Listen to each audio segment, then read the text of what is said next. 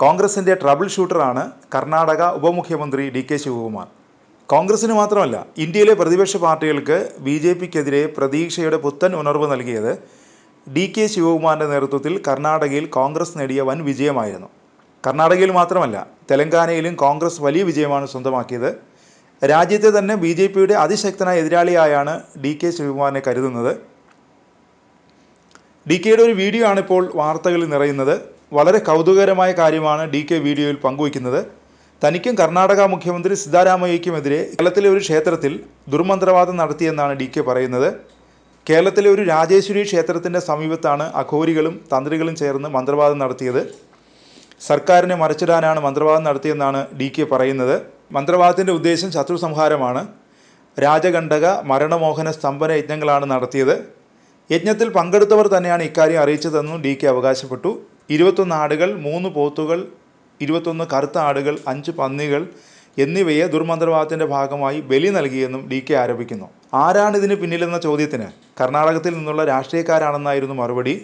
ആരാണ് ഇതിന് പിന്നിലെന്ന് വ്യക്തമായിട്ടറിയാം. അവർ തുടരട്ടെ, ഞാൻ കാര്യമായി എടുക്കുന്നില്ല. ഞാൻ വിശ്വസിക്കുന്ന ശക്തികൾ എന്നെ രക്ഷിക്കും. ഇങ്ങനെയാണ് ഡി കെ പറയുന്നത്. മന്ത്രവാദത്തിന് എതിർ മന്ത്രവാദം ചെയ്യുമോ എന്ന ചോദ്യത്തിനും ഡി കെ വീഡിയോയിൽ മറുപടി നൽകുന്നുണ്ട്. ഞാൻ ഓരോ ദിവസവും കർമ്മനിരതനാകുന്നതിന് മുമ്പ് ദൈവത്തോട് പ്രാർത്ഥിക്കാറുണ്ടെന്നായിരുന്നു പ്രതികരണം. ആരാണിതിന് പിന്നിലെന്ന് വെളിപ്പെടുത്തണമെന്ന് നിർബന്ധിച്ചപ്പോൾ മാധ്യമങ്ങൾ അന്വേഷിച്ച് കണ്ടെത്തിക്കോളൂ എന്ന മറുപടിയാണ് ഡി കെ നൽകിയത്. ഇ ഡി കേസിൽ 50 ദിവസം തിഹാർ ജയിലിൽ കഴിഞ്ഞിട്ടുണ്ട് ഡി കെ. ജയിലിൽ നിന്നിറങ്ങിയ ശേഷം രാഷ്ട്രീയത്തിൽ ഡി കെ കൂടുതൽ കരുത്തനായി. കർണാടക നിയമസഭാ തെരഞ്ഞെടുപ്പിൽ കോൺഗ്രസ് വൻ വിജയം നേടിയപ്പോൾ മുഖ്യമന്ത്രി സ്ഥാനത്തേക്ക് ഡി കെ എല്ലാവരും പ്രതീക്ഷിച്ചു. എന്നാൽ നാളുകൾ നീണ്ട അനിശ്ചിതത്വത്തിനൊടുവിൽ അദ്ദേഹം ഉപമുഖ്യമന്ത്രി പദം സ്വീകരിച്ചു. പാർട്ടിക്ക് വേണ്ടി മുഖ്യമന്ത്രി പദം വിട്ടുകൊടുക്കുകയാണെന്നും പാർട്ടിയാണ് വലുതെന്നുമായിരുന്നു അദ്ദേഹത്തിൻ്റെ പ്രതികരണം. കർണാടക PCC പ്രസിഡന്റ് പദത്തിൽ തുടരുകയും ചെയ്തു. 1980കളിൽ വിദ്യാർത്ഥി നേതാവായാണ് ഡി കെ ശിവകുമാറിൻ്റെ സജീവ രാഷ്ട്രീയ ജീവിതം തുടങ്ങിയത്. 1989ൽ സാത്തന്നൂർ നിയമസഭാ മണ്ഡലത്തിൽ നിന്നായിരുന്നു തെരഞ്ഞെടുപ്പിലെ ആദ്യ മത്സരം. അന്ന് ജയിച്ചതിന് ശേഷം പിന്നീട് തോൽവി അറിഞ്ഞിട്ടേയില്ല.